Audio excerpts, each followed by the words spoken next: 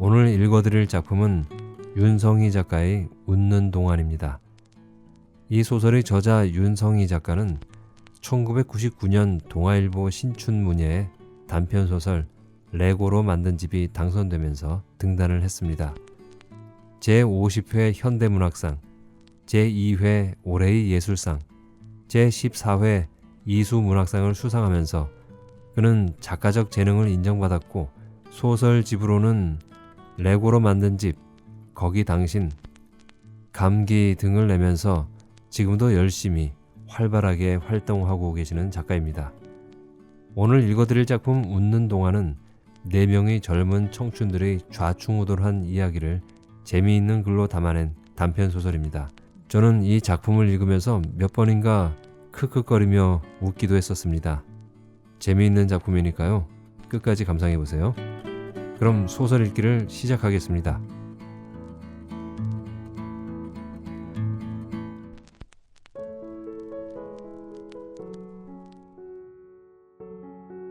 웃는 동안, 윤성희.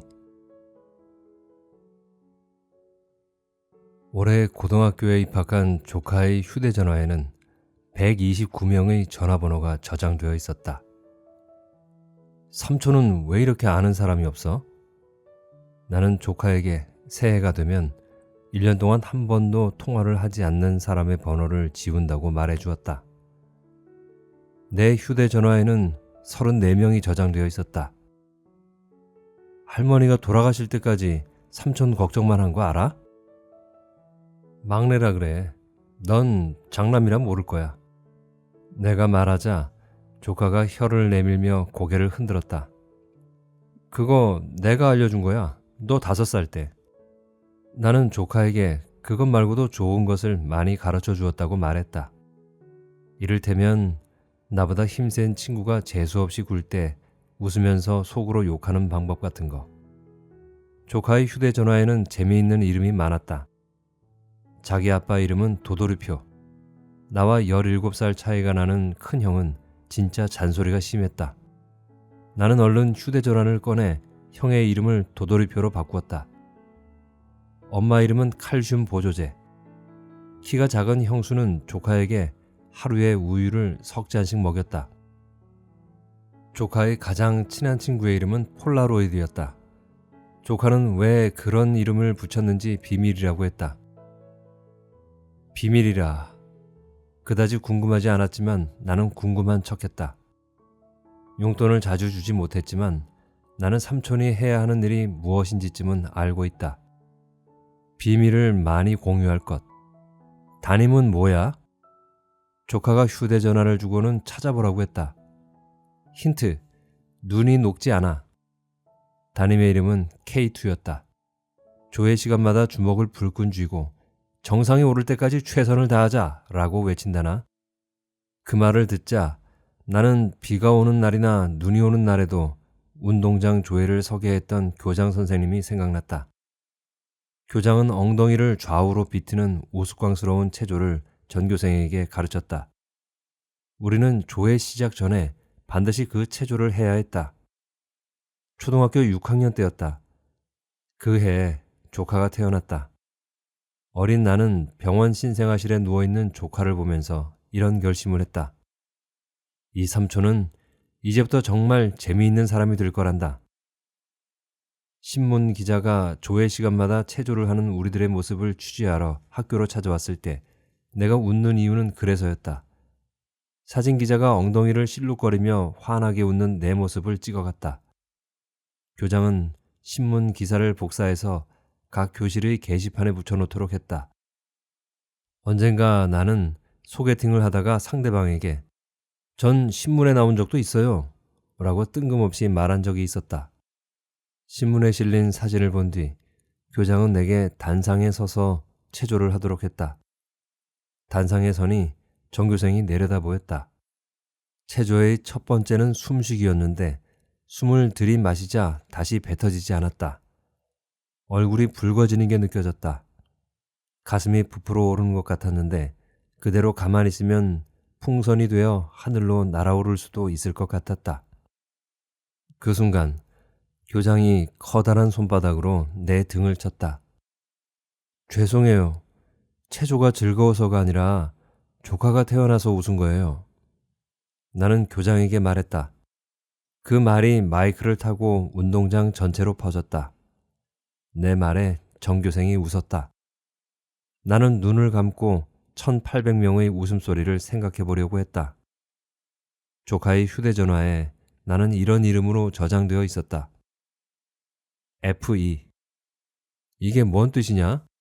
내가 묻자 조카가 고개를 흔들었다.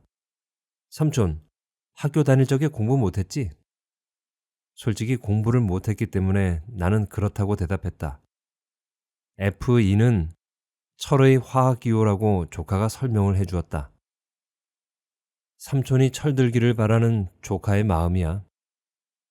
복수하는 마음으로 나도 휴대전화를 꺼내 조카의 이름을 F2로 바꾸었다. 나도 마찬가지야. 내가 말했다. 그때 조카의 휴대전화가 울렸다. 폴라로이드? 조카가 고개를 끄덕였다. 조카가 통화를 하는 사이 나는 잠을 잤다. 그리고 이런 꿈을 꾸었다. 누군가 돋보기로 나를 내려다보았다. 나는 아주 작아졌다. 개미처럼. 누군가 후 하고 입바람을 불자 내가 날아갔다. 날아가면서 나는 생각했다. 다시는 눈을 뜨지 못할 거라고. 친구들의 휴대전화에는 내가 어떤 이름으로 저장되어 있을까? 처음 수영을 배우던 그때가 생각났다. 엄지발가락을 물에 대던 그 순간. 친구들에게 전화를 걸어 소식을 알린 사람은 조카였다. 영재는 단축번호 12번, 민기는 13번, 성민은 14번이었다. 그 중에서 전화를 받은 사람은 성민이 뿐이었다. 성민은 지난 일주일 동안 한 통의 전화를 받지 못해서 휴대전화에 내 전화번호가 찍히는 순간 반가워 소리를 질렀다. 영재의 전화는 고객의 요청에 의해 잠시 정지 중이라는 안내 멘트가 나왔다. 성민은 택시를 타고 영재에게로 갔다. 10분이면 갈 수 있는 거리인데 택시를 타다니 나는 좀 고마웠다. 영재는 라면을 먹는 중이었다. 먹을래? 영재가 성민을 보자 말했다. 아니, 오늘은 2개 끓였어. 먹어도 돼. 영재는 늘 라면을 1개 반만 끓여 먹었는데 라면을 1개 반 끓일 때 솜씨는 그 누구도 따라갈 수 없었다. 배고팠나 보네. 할 말 있으니 얼른 먹어. 영재가 라면을 먹는 동안 성민은 영재의 옷장을 뒤졌다. 왜? 너 여자 생겼냐? 옷 필요해? 영재의 옷장에서 가장 나은 옷은 무릎이 찢어진 청바지와 아디다스 티셔츠였다. 그나마 아디다스 티셔츠는 내가 영재에게 빌려준 다음 돌려받지 못한 거였다. 근데 전화는 왜 정지시킨 거야? 응, 엄마한테 해외여행 간다 그러고 용돈을 받았거든. 영재가 라면 국물을 마시면서 대답했다. 영재가 마지막 국물까지 마시는 것을 확인한 다음 성민은 영재에게 나의 죽음을 알렸다. 그 의사 새끼가 6개월은 산다 그랬잖아. 그래서 나는 지금 그 의사에게 어떤 복수를 해줄까 궁리 중이다. 영재가 들고 있던 냄비를 집어던졌다. 그리고 그걸 왜 이제 이야기해? 성민은 바닥에 던진 냄비를 가리키며 말했다. 저렇게 던질 거였잖아. 영재와 성민은 민기의 집으로 갔다. 이번에도 택시를 탔다. 2,800원이 나왔는데 성민은 5,000원을 내고 거스름돈도 받지 않았다. 민기는 또 화장실에 들어가 있었다. 사흘째다. 민기 어머니의 표정을 보니 이제는 놀라지도 않는 모양이었다. 아이의 침낭을 가지고 들어갔다고 어머니는 말했다. 영재가 화장실 문을 두드렸다. 민기야, 나 화장실 가고 싶다. 한참 후에 민기가 대답했다. 왔어? 화장실은 안방에도 하나 더 있어. 나도 왔어. 성민이도 화장실 문을 두드렸다. 둘은 민기에게 혹시 변기에 앉아 있냐고 물었다. 똥 누는 동안 충격적인 이야기를 듣게 되면 뇌졸중으로 쓰러질지 모른다고 영재가 말했다. 민기는 아니라고 했다. 성민이와 영재가 마주보고 고개를 끄덕였다. 그리고 동시에 말했다. 얼른 나와. 장례식장에 가야 해. 민기가 조심스럽게 물었다. 벌써? 응. 잠시 후 화장실에서 물소리가 들렸다. 너 우니? 아니. 민기가 대답했다. 그냥 세수하는 거야. 걱정 마. 장례식장에 가기 전에 녀석들은 백화점에 들렀다. 병원에 입원하면서 우리는 이런 농담을 주고받았다. 6개월이 지난 다음에 내가 살아있으면 100만 원씩 줄게. 그때 나는 내기에서 이길 것 같다며 웃었다. 친구들은 내게 적금 통장을 보여주었다. 한 달에 50만 원씩 6개월 동안 붙는 적금 통장이었다. 그 적금을 녀석들은 아직 한 번밖에 붙지 못했다. 그 전에 내가 죽으면 멋진 양복을 입고 와. 선글라스도 끼고. 나는 친구들에게 부탁을 했다. 그래서 내 친구들은 검은색 양복을 3벌 샀다.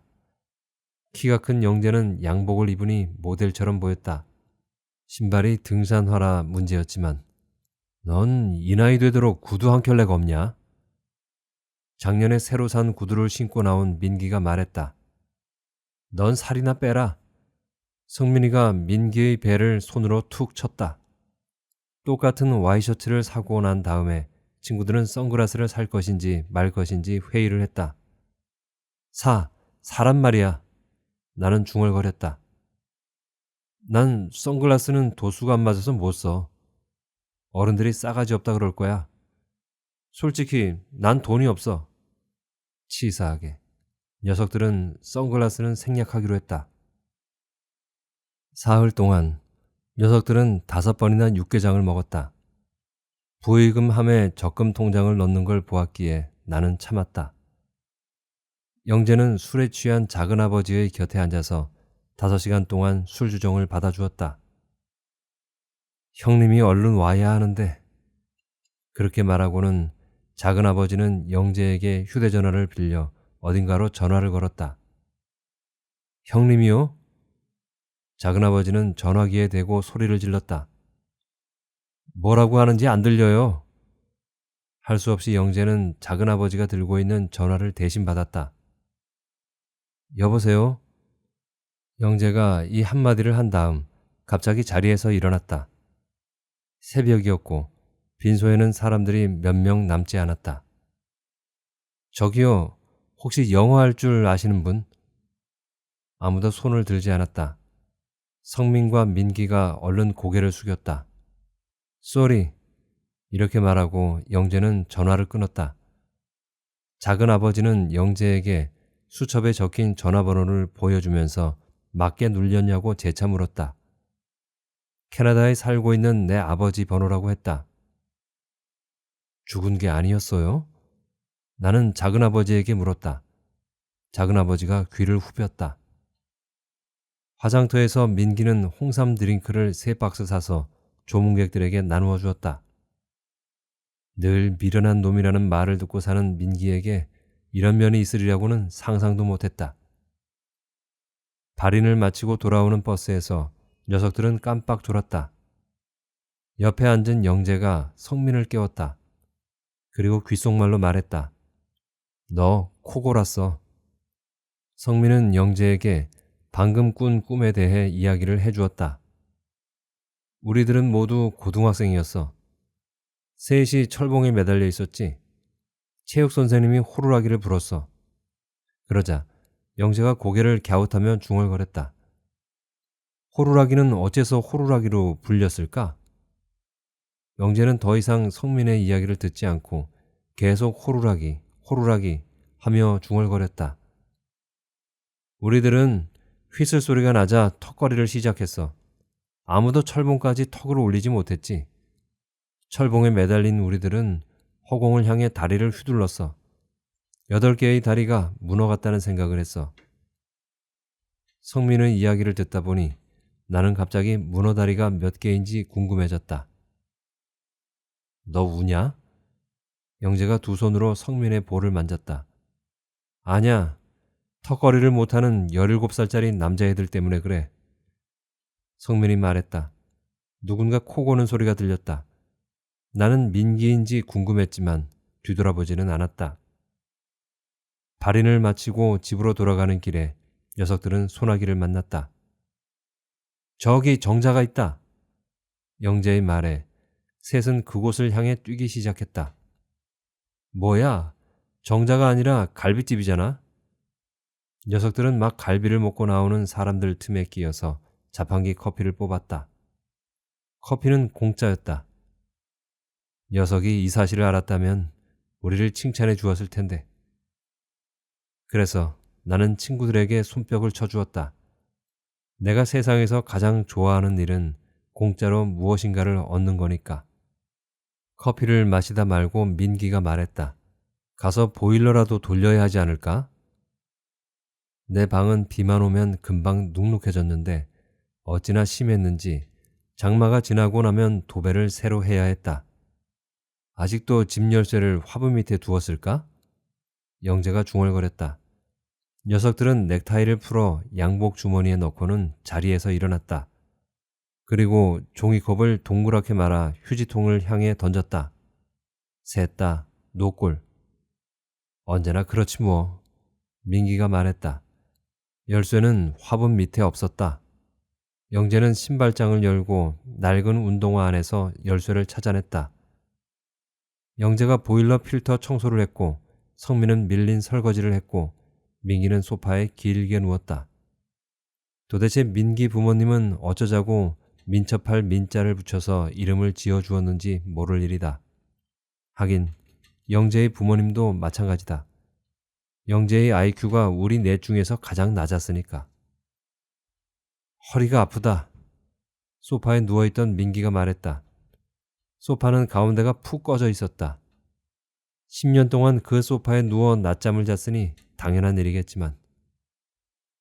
그때 본 영화가 뭐였지? 성민이 말했다. 우리 모두 재수를 하던 때였다. 그 재수 생활이 이렇게 길게 이어질 줄이야. 우리는 모두 같은 학원에 등록했다. 그때부터 망한 거야. 영재는 우리들은 고등학교를 졸업하면서 그냥 헤어졌어야 했다고 말했다. 그보다 더 큰 문제는 여자 보는 취향이 같았다는 거지. 민기가 말했다. 아마도 봄이라 그랬을 거다. 수학 시간이었다. 1시간 수업을 하고 나면 겨드랑이가 땀으로 젖을 정도로 열심히 수업을 하던 선생님이었는데 그날은 2문제나 틀리게 풀었다. 물론 우리는 문제를 잘못 푸는 줄도 모르고 있었지만 그 사실을 고백한 것은 수학 선생님 자신이었다. 제가 오늘 2문제나 틀렸네요. 선생님은 곧 울 것 같았다. 그때 누군가가 괜찮아요 하고 말했다. 우리는 소리가 나는 쪽을 보았다. 거기 머리에 분홍색 핀을 꽂은 여자애가 앉아 있었다. 우리 4명이 동시에 짝사랑하게 될 여자애. 여자 때문에 남자들끼리 싸우는 모습은 보이지 말자. 민기가 말했다. 그래서 우리는 정정당당하게 시합을 하기로 했다. 첫 번째 경기는 달리기. 운동장 10바퀴를 돌기로 했다. 나는 새 운동화를 샀는데 괜히 샀다는 게 곧 밝혀졌다. 두 번째는 턱걸이. 어느 초등학생이 턱걸이를 하는 우리를 보고는 아저씨들 뭐 하세요? 하고 물었다. 세 번째는 줄넘기 오래하기. 네 번째는 뒤로 달리기. 그 경기는 4명이 동시에 넘어져 무승부로 처리했다. 씨름도 했다. 그건 힘이 센 민기가 승. 그렇게 해서 결국 시합에 이긴 사람은 영재였다. 우리는 돈을 모아서 영재에게 꽃다발을 사주었다. 그때 우린 좀 멋졌던 것 같아. 성민이 소파 팔걸이에 다리를 올린 채 바닥에 누웠다. 발냄새나. 민기가 코를 벌렁거렸다. 등이 따뜻해. 프로포즈를 하러 갔던 영재는 여자에게 꽃다발을 건네주지 않았다. 우리가 시합을 하는 동안 여자가 쌍꺼풀 수술을 했고 수술이 실패했다. 눈을 깜빡일 때마다 실밥 자국이 보인다고 영재가 말했다. 우리는 영재를 위로하기 위해 술을 샀다. 난 아귀찜 처음 먹어봐. 영재는 엄청 안주를 먹어댔다. 술에 취한 영재가 갑자기 자리에서 일어나더니 옆 테이블로 걸어갔다. 그러고는 술을 마시던 남자에게 꽃다발을 건네주었다. 뭐야? 꽃다발을 건네받은 남자가 화를 버럭 내고는 꽃다발을 바닥으로 내던졌다. 둘이 멱살을 잡고 싸움을 시작했다. 우리는 싸움을 말리고 싶었지만 너무 취해서 제대로 일어서지도 못했다.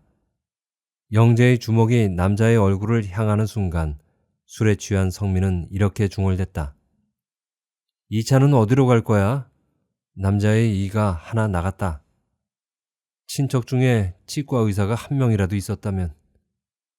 그 사건 이후 영재는 치대를 목표로 공부를 하기도 했다. 아주 잠깐. 우리는 다음 달에 학원에 등록하지 못했다. 그 돈을 모아 합의금을 만들었지만 턱없이 모자랐다. 돈을 마련하기 위해 우리는 전단을 나눠주는 아르바이트를 했다가 전단에 적힌 월수입 500만 원이란 말에 혹해서 다단계 회사에 들어갔다가 12명의 동창들까지 덩달아 빚더미에 앉게 했다. 그때 우리는 많은 친구들을 잃었다. 우리 넷이 계속 친구가 될 수밖에 없던 까닭은 그래서였다. 다른 친구들이 없었으니까. 영재는 스쿠터를 훔쳐서 팔았다. 영재보다 더 소심했던 민기는 자전거를 훔쳤다. 나는 큰형의 자동차를 훔쳐서 팔았는데 때마침 큰형은 음주 단속에 걸려 면허 정지가 된 상태였다. 어찌어찌해서 합의금을 해결하고 나자 다시 수능을 볼 시기가 다가왔다. 그런데 누가 먼저 소파를 훔치자고 했지? 영재는 소파에 가로로 길게 누워있는 민기의 배 위에 엉덩이를 살짝 걸쳤다. 수능을 보던 날이었다. 수험증을 제출하면 영화가 공짜라는 말에 우리는 영화를 보러 갔다. 하지만 직원은 우리를 들여보내주지 않았다. 시험을 보고 오셔야죠. 치사한 생각이 들어서 우리는 돈을 내고 영화를 봤다. 4명의 남자가 나오는 영화였다. 히치하이킹을 해가며 여행을 다니는 장면을 보다 잠깐 졸았는데 눈을 떠보니 4명이 여전히 여행을 하고 있었다. 영화를 다 보고 우리는 극장 로비에 앉아서 잠깐 감상평을 이야기했다. 그런데 왜 여행을 다니는 거야? 내가 묻자 친구들이 넌 수능 안 보길 정말 잘했다 라고 대꾸했다. 여행을 다닌 게 아니라 자살하기 좋은 장소를 찾아다닌 거였다고 민기가 설명을 해주었다. 난 내가 자랑스러워. 한 번도 죽고 싶다는 생각은 안 했거든. 나도. 난 아닌데. 솔직히 나는 죽고 싶다는 생각을 했다. 자동차를 몰래 팔았다는 것을 알고 난 뒤에도 큰형은 내게 화를 내지 않았다. 대신 그 후로 내게 말을 걸지 않았다. 이 소파 멋지네 라고 누군가 말했다. 아마 영재 아니면 민기였을 거다. 초록색이었는데 팔걸이에 담뱃불 구멍이 난 흔적이 있었다. 확실히 난 아냐. 영재가 자기는 소파를 훔칠 때 한 손으로 얼굴을 가렸다고 말했다. 나도 아닌데? 그러고 보니 내가 그랬던 것 같은 생각이 든다. 담뱃불 구멍에 손가락을 넣었다 뺐다 하다가 그 소파를 훔치고 싶다는 생각이 들었다. 나는 관객을 졸게 만들었으니 영화값을 돌려받아야 한다고 말했다. 그러니 대신 이 소파를 들고 가자. 내 말에 친구들이 박수를 쳤다. 나와 성민이 앞에서 들고 영재와 민기가 뒤에서 들었다. 속으로 이런 생각을 하자 우리는 소파 수리공이다. 내 뒤에서 영재 아니면 민기가 말했다. 그래서 나는 우리들이 대한민국에서 가장 솜씨가 좋은 소파 수리공이라는 생각을 했다. 고치려면 좀 오래 걸리겠는걸? 성민이 큰 소리로 말했다. 성민의 말을 듣고 극장 입구에 서 있던 관객들이 길을 내주었다. 이불 말고는 아무것도 없던 내 자취방이 근사해 보인 것은 그날 이후였다. 녀석들은 서로 소파를 갖겠다고 싸웠다. 가위바위보로 결정할까? 성민의 말에 나는 실망스러운 표정을 지었다. 그렇게 쉬운 방법으로 결정하는 것은 전혀 우리답지 않은 일이었다. 어제 뭐 했는지 이야기해보자. 가장 재미있는 일을 한 사람이 갖게. 영재가 말하자 민기가 영재의 뒤통수를 때렸다. 그 순간 나도 같이 때렸다. 이 바보야, 어제 장례식장에 있었잖아. 친구들을 보고 있자 누가 먼저 군대를 갈 것인지 내기를 하던 시절이 생각났다. 우리가 한 내기 중에서 가장 아름다운 내기였다. 우리는 꽃집에 가서 똑같은 나무가 심어진 화분을 샀다. 가게 주인은 봄이 되면 연분홍색 꽃이 핀다고 했다. 이 나무를 죽이는 놈이 먼저 군대 가는 거다. 다음 해 봄에 4개의 화분에서 모두 꽃이 피었는데 영재의 것만 꽃 색깔이 달랐다. 노란색 꽃이 핀 걸 보고 민기는 영재가 물 대신 오줌을 누웠기 때문일 거라고 추측을 했다. 꽃나무를 길러서 그런 건지 그 해에 우리는 정말 착한 아이들이 되었다. 심장병 어린이를 도웁시다 라는 프로그램에 30만 원을 기부하기도 했다. 익명으로.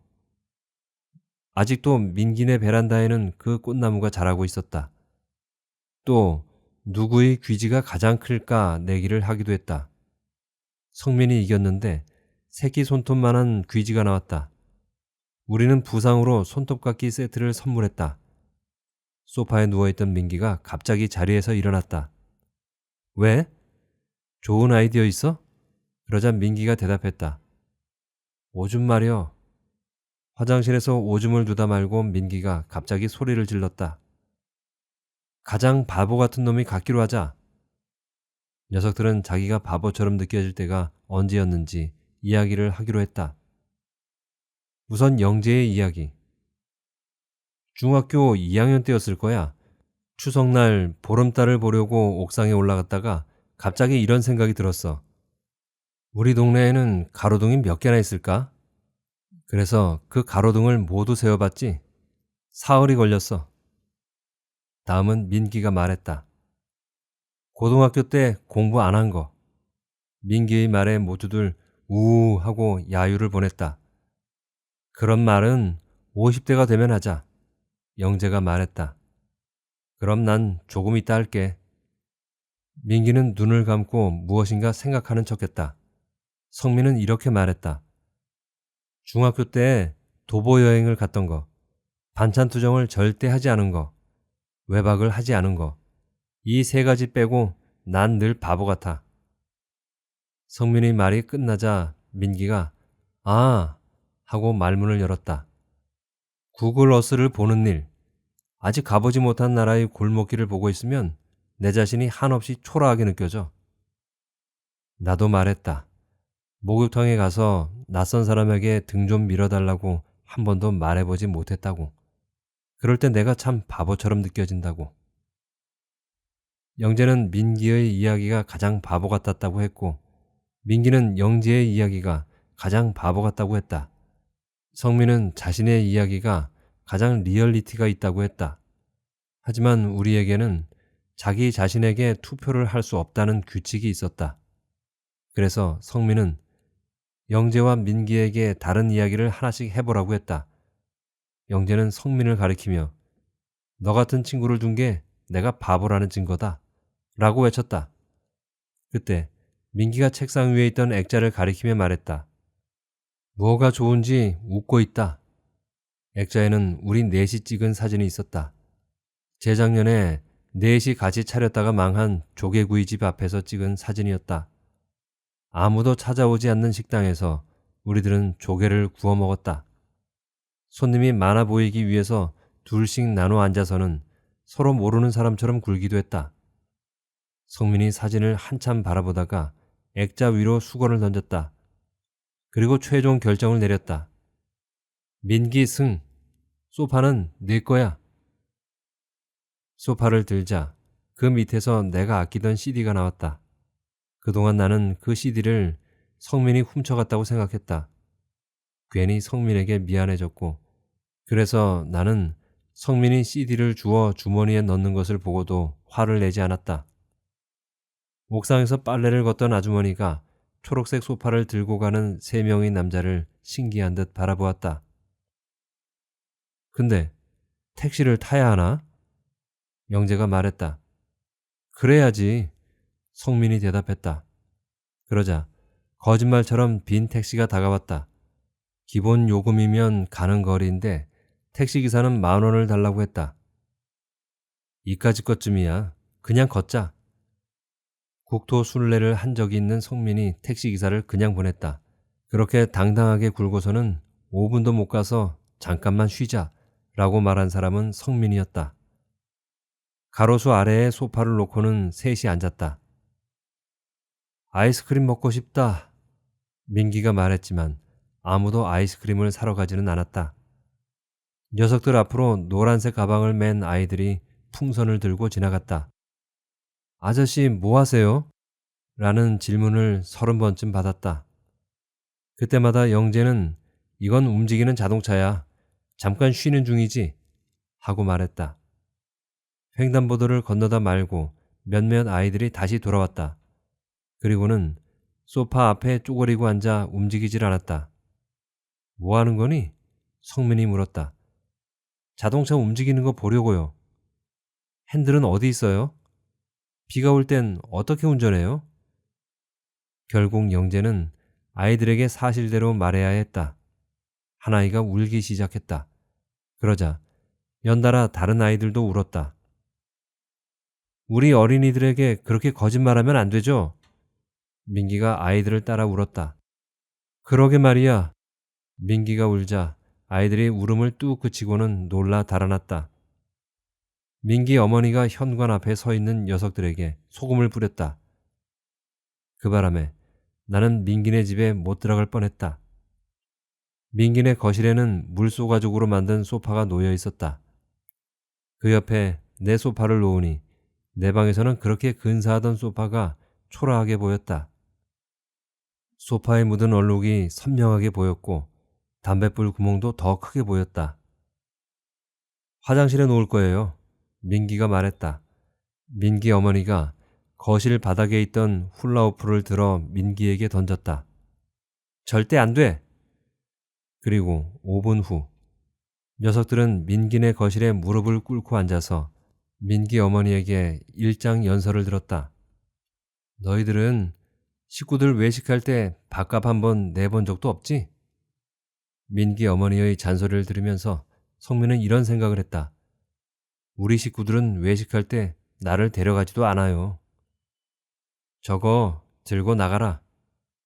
민기 어머니가 마지막 말을 하고는 화장실로 들어갔다. 곧이어 문 잠그는 소리가 들렸다. 이번에는 내가 여기서 안 나가고 싶은 심정이야. 민기가 화장실을 향해 큰 절을 올렸다. 그러고 나서 녀석들은 다시 소파를 들고 밖으로 나왔다. 아파트 경비 아저씨가 소파를 나르는 녀석들을 보고는 이렇게 말했다. 그거 버릴 거면 재활용 수거 스티커 붙여야 해요. 영재가 가게로 가서 캔커피 3개를 사왔다. 그리고 뚜껑을 따서 친구들에게 건네주었다. 녀석들은 슈퍼마켓 앞에 있는 파라솔 옆에 소파를 내려놓고는 커피를 마셨다. 내가 가져가겠다. 영재가 말하자 성민은 영재가 커피를 사오는 것을 보고는 이미 짐작했다고 했다. 이번에는 영재가 앞에서 소파를 들었다. 뒤에 있는 성민과 민기가 번갈아 가면서 소파를 잡고 있는 손을 놓았다. 그때마다 영재는 말했다. 누가 소파에 앉아 있는 것 같아. 사실 나는 계속 소파에 앉아 있었다. 가끔 뛰기도 했고. 와이셔츠 깃이 땀에 젖기 시작했다. 민기가 와이셔츠의 단추를 2개나 풀었다. 성민이 양복 윗도리를 벗어 소파에 올려놓았다. 흰 와이셔츠에 붉은색 얼룩이 보였다. 육개장 국물일지도 모른다. 영재의 자취방은 3층에 있었는데 계단은 좁고 가팔랐다. 코너를 돌다가 소파 다리가 난간에 부딪혔다. 그래도 그렇게 싸구려 소파는 아닌가 봐. 생각보다 튼튼하네. 부딪힌 소파 다리를 살펴보던 민기가 말했다. 영재의 방은 너무 좁았다. 의자를 놓을 곳이 없어서 침대를 의자 대신 사용할 지경이었다. 그곳에서 영재는 몇 년째 구급 공무원 시험 준비를 했다. 어디에 놓자는 거야? 성민이 말했다. 그건 그렇고 환기 좀 시켜라. 이게 무슨 냄새냐? 민기가 창문을 가리켰다. 열어봤자야. 바로 벽이거든. 영재는 구석으로 던져진 냄비를 주워 싱크대 위에 올려놓았다. 여기에 소파를 놓을 수 있을 거야. 라며 영재는 바닥에 널려있는 책들을 발로 밀었다. 소파를 놓자 영재의 방은 조금의 틈도 남지 않았다. 침대에서 화장실을 가려면 소파를 넘어야 했고 밥은 싱크대에 서서 먹어야 했다. 안 되겠다. 민기가 고개를 저었다. 나도 고개를 저었다. 내가 가져가야겠다. 성민이 말해 영재는 소파에 누워 일어나지 않는 걸로 답을 대신했다. 민기와 성민은 영재의 성격을 잘 알고 있었다. 그래서 민기와 성민도 영재의 침대에 누워 영재가 먼저 말을 할 때까지 기다리기로 했다. 그러다가 셋은 잠이 들었다. 그 사이 나는 잠시 여행을 갔다 왔다. 조카는 폴라로이드를 만나서 내 흉을 보고 있었다. 나는 조카의 머리를 한번 쓰다듬어 주고는 돌아왔다. 잠에서 깬 영재는 아침이 되어도 해가 들어오지 않는 자신의 방을 둘러보았다. 그리고 소파의 쿠션이 생각보다 좋지 않다는 것도 알게 되었다. 내가 양보한다. 이거 네가 가져. 영재는 자고 있는 성민을 발로 찼다. 가파른 계단은 올라갈 때보다 내려갈 때가 더 힘들었다. 올라갈 때 부딪혔던 난간에 다시 한번 소파를 부딪혔다. 소파 다리에 깊게 흠집이 났는데 아무도 신경 쓰지 않았다. 삼각김밥과 바나나 우유를 먹으며 길을 가던 초등학생을 만났다. 초등학생이 물었다. 그 소파 버리는 거예요? 아니다. 우린 소파 수리공이야. 그러자 초등학생이 김밥을 씹다 말고 삼키고는 반갑다고 말했다. 아이는 3대째 소파를 만들고 있는 집의 장남이었다. 녀석들은 아이를 소파에 태워 학교까지 데려다 주었다. 교실까지 데려다 주겠다고 했더니 자기네 반에 다리를 저는 친구가 있는데 그 친구 보기가 부끄럽다며 아이는 정중히 거절했다. 학교까지 온 김에 내기 한 판. 녀석들은 소파를 플라타너스 나무 아래에 내려놓았다. 성민이 농구 골대 아래에 버려진 바람 빠진 농구공을 집어들었다. 한 사람 앞에 10번씩 던지는 거다. 민기는 한 골도 못 넣었다. 영재가 3골, 성민이 2골. 셋이 농구를 하는 동안 잠자리가 날아와 소파에 앉았다. 가을도 거의 지났는데 웬 잠자리지? 민기가 소파를 향해 살금살금 다가와 손을 뻗었다. 잠자리는 움직이지 않았다. 혹시 녀석이 온 건가? 나비로 환생한다는 이야기는 들었지만 잠자리는 처음 들어봐. 영재와 성민이 운동장 바닥에 앉아 턱을 괸 채 잠자리를 바라보았다. 이 바보들아. 나는 혀를 내밀고 고개를 흔들었다. 그때 바람이 불었고 잠자리가 날아갔다. 셋은 하늘을 향해 손을 흔들었다. 잘 가. 녀석들은 소파를 들고 다시 길을 걸었다. 리어카에 폐지를 싣고 가던 할아버지가 가는 데까지 태워주겠다고 해서 리어카에 소파를 올려놓았다. 셋이 뒤에서 리어카를 밀었다. 사거리에서 헤어지면서 민기는 지갑에서 지난 복권을 꺼냈다. 종이라곤 이것밖에 없어요. 민기는 복권 3장을 할아버지의 리어카에 올려놓았다. 아이고, 무거워진 것 같은데? 할아버지가 웃었다. 녀석들은 세차장 앞에 소파를 놓고는 세차하는 걸 구경했다. 나는 물이 싫어졌어. 그래서 멀찍이 떨어져 구경을 했지. 또 녀석들은 중고 가구점에 들러 소파의 시세도 알아보았다. 간판 청소를 하는 아주머니에게 잠깐 소파를 빌려주기도 했다. 소파에 물이 묻었고 그걸 말리기 위해 녀석들은 일부러 골목길을 돌았다. 그때였다. 어디선가 도와주세요 하는 소리가 들렸다. 셋은 소파를 들고 소리가 나는 곳을 향해 달렸다. 할머니가 쓰러져 있었다. 옆에서 어린 손녀가 할머니의 손을 잡고 있었다. 할머니의 다른 손에는 비닐봉지가 들려 있었다. 비닐봉지에서 사과 하나가 나와 도로로 굴러갔다. 사과 위로 트럭이 지나갔지만 사과는 멀쩡했다. 사과는 흰색 승용차를 피했고 오토바이를 피했고 택시를 피했다. 나는 사과가 중앙선까지 굴러가는 것을 보았다. 사과는 노란 선 안에 멈추었다. 그 사이 민기가 할머니를 들어 소파에 누웠다. 영재가 양복 윗도리를 벗어 동그랗게 만 다음 할머니 머리에 괴어주었다. 성민은 119에 전화를 걸었다. 나는 계속 사과를 구경했다. 중앙선에 멈춘 사과는 움직일 생각을 하지 않았다. 빨간 사과였다. 119 구급대가 오기 전에 할머니는 정신을 차렸다. 아가, 괜찮단다. 할머니는 울고 있는 손녀에게 말했다. 구급대원들이 병원에 가서 정밀 치료를 받아야 한다고 했지만 할머니는 한사코 집에 가야 한다고 우겼다. 그때 민기가 할머니의 귀에 대고 무어라 말을 했다. 그러자 할머니가 말없이 구급차로 옮겨 탔다. 사과 봉지를 여전히 손에 꼭 쥐인 채로. 뭐라고 했어? 영재와 성민이 물었다. 비밀이야. 민기가 말했다. 궁금한 걸 참지 못하는 영재와 성민이는 이제부터는 자기 둘이서 소파를 들겠다고 민기에게 제안을 했다. 그럼 도착하거든 말해줄게. 성민이는 5층 건물의 옥상에 살았다. 다행히 4층까지는 엘리베이터를 타고 올라갈 수 있었다. 성민이의 문 앞에는 이런 쪽지가 붙어 있었다. 성민아, 방세 2달 밀렸다. 25살이 되던 날 성민은 부모님에게 이렇게 말했다. 앞으로 방세를 내고 살게요. 대신 잔소리하지 마세요.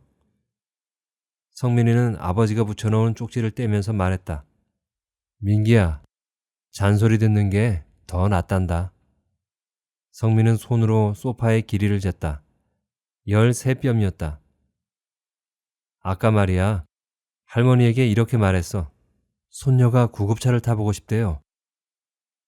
성민은 방으로 들어가 소파를 어디에 놓아야 좋을지를 생각해 보았다. 그때 밖에서 영재와 민기의 웃음소리가 들렸다. 성민은 창을 열고 옥상에 서 있는 친구들의 뒷모습을 보았다. 그 옆에 아무렇게나 놓여있는 초록색 소파도. 성민은 이렇게 중얼거렸다. 저기에 두는 것도 괜찮겠어? 소파를 옥상에 두겠다고 하자 영재가 잠깐만 하고는 어디론가 사라졌다.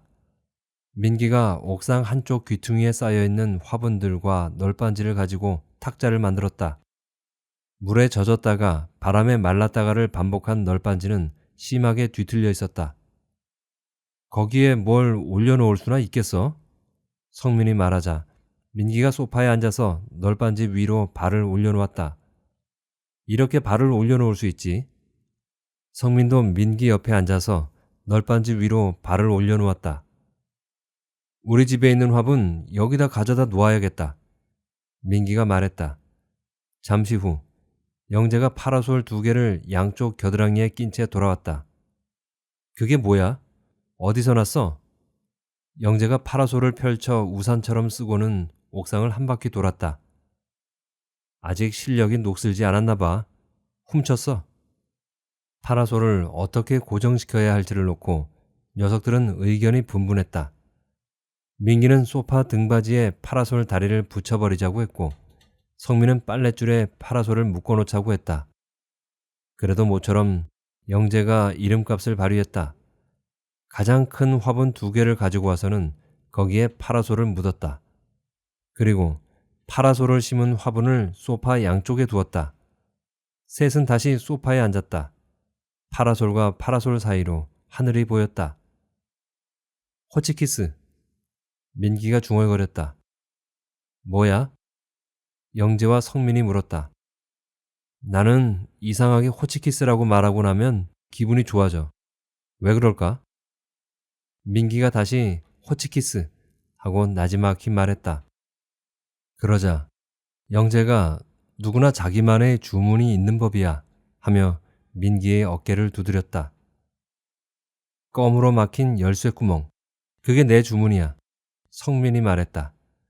나는 눈을 감고 통조림이 끊임없이 쏟아져 나오는 어느 공장의 풍경을 그려보았다. 아버지가 생각날 때마다 나는 수십만 개의 통조림을 만드는 공장의 기계를 상상해 보곤 했다. 그러면 금방 배가 고파졌다. 먹을 거 없냐? 민기가 물었다. 성민은 4층에 있는 부모님 집으로 내려갔다. 맛있는 것 좀 가져와. 성민이 뒤통수에 대고 영재가 말했다. 민기가 영재의 다리에 머리를 베고는 소파에 길게 누웠다. 이 눕는 버릇 언제 고칠 거야? 영재가 다리를 떨었다. 민기의 머리도 덩달아 흔들렸다. 멀미나. 성민이 양손에 쇼핑백을 들고 다시 돌아왔다. 그리고 뒤틀린 널빤지 위에 음식들을 올려놓았다. 녀석들은 잡채와 동태전, 고추전과 고사리 무침을 먹었다. 우리 다시 식당 차려볼까? 젓가락을 두고 손으로 동태전을 집어먹던 민기가 말했다. 영재가 당면 한 가닥을 들어서 민기의 얼굴로 던졌다. 같이 망하기 싫어. 당면이 민기의 얼굴에 붙어버렸다. 성민이 낄낄대며 웃었다. 영재가 성민의 얼굴로도 당면을 던졌다. 성민은 당면을 피했다. 당면은 성민의 옆에 서 있던 내 몸을 통과한 뒤에 옥상 바닥으로 떨어졌다. 성민도 당면 한 가닥을 집어 영재에게 던졌다. 민기가 두 친구의 얼굴로 동태전을 던졌다. 영재와 성민이 동시에 민기에게 고사리 무침을 던졌다. 음식들이 소파 위로 떨어졌다. 성민이 던진 시금치가 민기의 인중에 붙었다. 수염 같다. 민기가 시금치를 떼어 입에 넣었다. 수염 맛이 시금치 맛하고 똑같아. 민기의 말에 녀석들이 웃기 시작했다. 녀석들은 두 손을 배꼽에 대고 허리를 굽혔다 폈다 하면서 마치 처음 웃어보는 사람처럼 웃었다. 웃는 동안 녀석들은 아주 먼 곳으로 여행을 갔다. 민기는 15년 후의 자신의 모습을 보았다. 살이 빠져 있었다. 수염을 길렀는데 생각보다 잘 어울렸다. 그 모습이 보기 좋아 민기의 웃음소리가 더 커졌다. 한적한 국도변에서 민기는 자동차 타이어를 교체했다. 생각보다 힘든 일이었다. 바람 빠진 타이어를 바닥에 내려놓고 민기는 그 위에 앉아 담배를 피웠다. 평화로운 날들이야 하고 담배를 피우면서 민기는 생각했다. 영재는 하루에 알약을 15개씩 먹어야 하는 아저씨가 되어 있었다. 시험 공부를 하도 많이 했더니 상식 백과사전을 거의 통째로 외울 지경이 되었고 텔레비전 퀴즈 프로그램에 나가 퀴즈 왕이 되었다. 상금이 4,500만 원이었다. 성민은 눈을 감고 웃다가 나를 만났다. 잘 있었니? 응, 잘 있었어. 우리는 인사를 했다. 나는 성민에게 소파를 잘 간직해줘서 고맙다고 말했다. 성민을 하나도 닮지 않은 딸이 소파에 오줌을 싸기도 했고 화가 난 부인이 소파 다리를 발로 걷어차기도 했고 술에 취한 성민이 소파에서 밤을 지새우기도 했다. 그런데 우린 어떻게 만난 거야? 성민이 내게 물었다. 나는 사실대로 말해주었다. 너도 죽었거든. 자신이 40을 넘지 못하고 죽는다는 사실 때문에 성민의 눈에서 눈물이 흘렀다. 하지만 성민은 여전히 웃고 있었다. 나도 녀석들을 따라 웃어보았다. 그리고 지구 반대편으로 잠깐 여행을 갔다 왔다. 세상에. 거기에서 학교 교장실에 들어가 소파를 훔치는 4명의 아이들을 만났다. 웃음을 그친 녀석들은 조금 전에 자신들이 왜 웃었는지 그 이유를 알지 못했다. 하지만 웃고 난 후에 녀석들은 이런 자신감이 들기 시작했다. 이제는 공중부양도 할 수 있을 것 같아.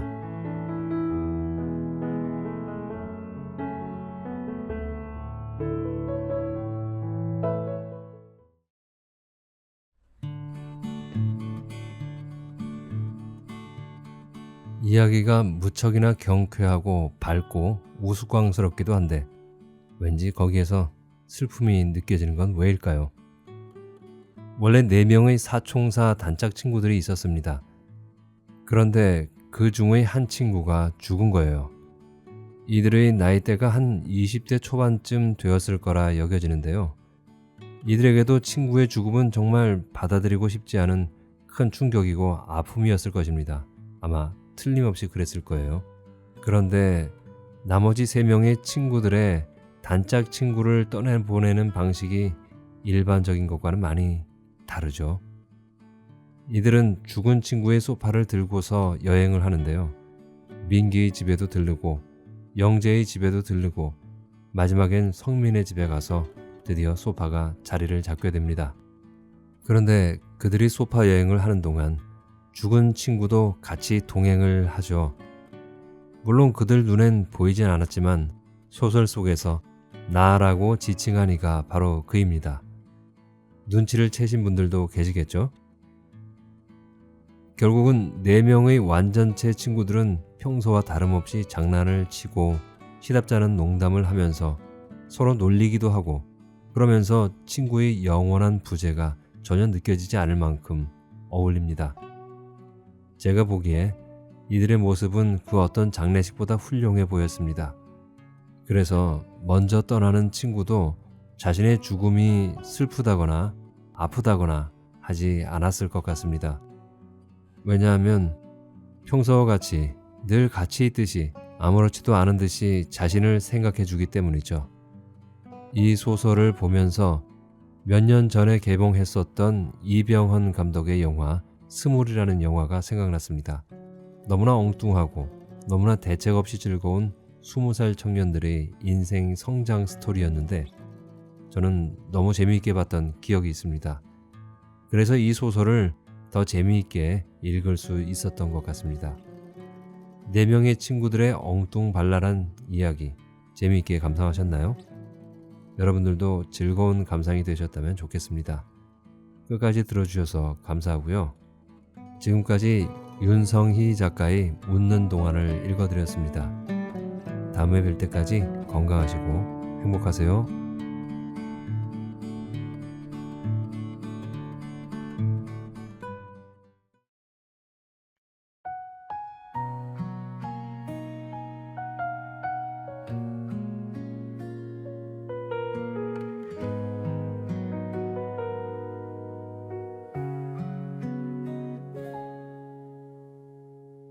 창밖에 빗소리가 두드려 너와 난 마지막 그날처럼 우산 없이 걷던 그 거리엔 아직도 네 향기가 남아있어. 차가운 빗방울이 스며들어 가슴 한켠 적셔오는 밤 혼자 남은 이 방 안에서 네 이름을 불러본다. 돌아올 수 없는 걸 알면서도 자꾸만 네가 보고 싶어져. 비가 오면 더 선명해지는 우리의 마지막 모습. 비가 내려 너를 지워도 흐려지지 않는 기억들. 젖은 머리로 돌아서던 그때 그 눈빛이 아파와 이별이란 두 글자보다 더 아픈 건 너의 부재. 비 내리는 오늘도 난 너를 그리워하고 있어.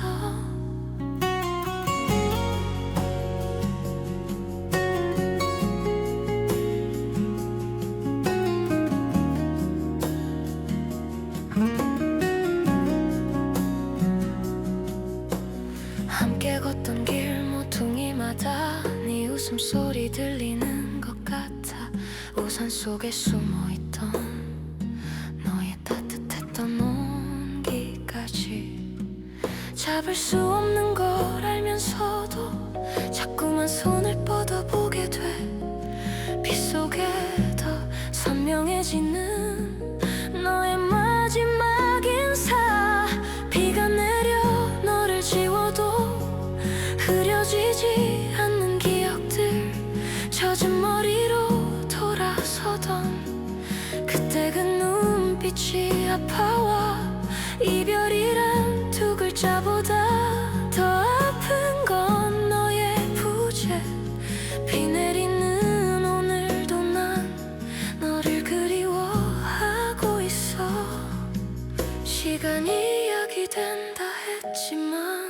깊어지는 그리움뿐.